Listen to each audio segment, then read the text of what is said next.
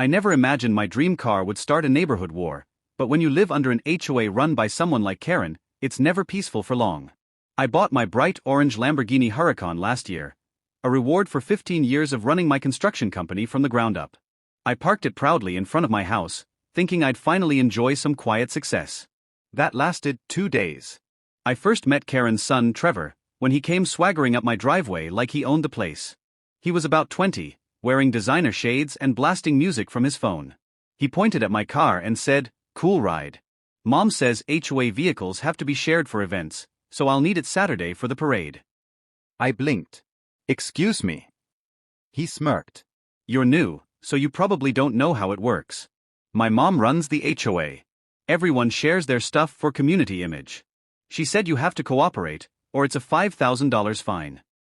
I almost laughed in his face. "Tell your mom I'll take my chances." He scoffed, muttered something about entitled rich people, and strutted away.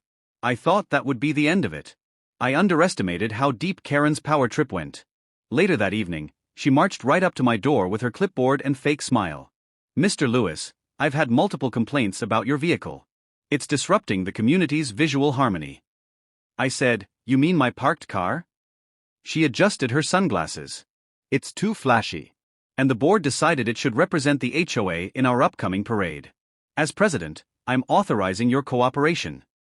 I laughed. "You can authorize all you want. It's not happening." Her expression soured. "Then expect formal fines and legal action.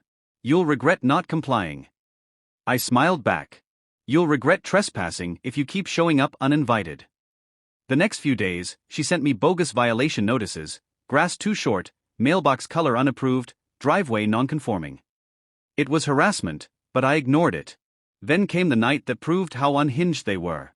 At 2:15 a.m., my car alarm started screaming. I ran outside barefoot, and there he was, Trevor, crouched by my car with a screwdriver and a pair of gloves.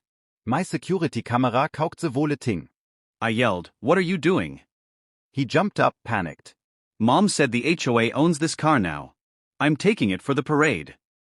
Before I could even reply, he tried to start it, with a flathead screwdriver jammed into the ignition. I called 911 immediately. When the cops arrived, I showed them the video footage. Trevor, of course, tried to play innocent. "You can't arrest them, eh?" "My mom runs the HOA. She said this car's community property." The officer looked at him like he'd lost his mind. "Son, your mom doesn't own the law. You're under arrest for attempted grand theft auto." Karen came running out in her robe, yelling, "You can't arrest him.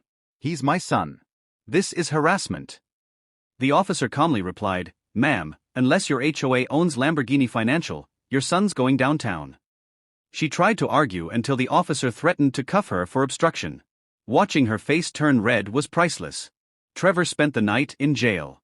Karen tried to spin it as a misunderstanding and demanded I drop charges. I refused. She even attempted to fine me again, but by then, the HOA board had had enough. Other neighbors, sick of her power trips, called for an emergency vote and removed her as president. A few weeks later, Trevor pled guilty to attempted theft and got probation plus community service. He now picks up trash at the same park where he once bragged about owning everything. And Karen? She can't even look me in the eye.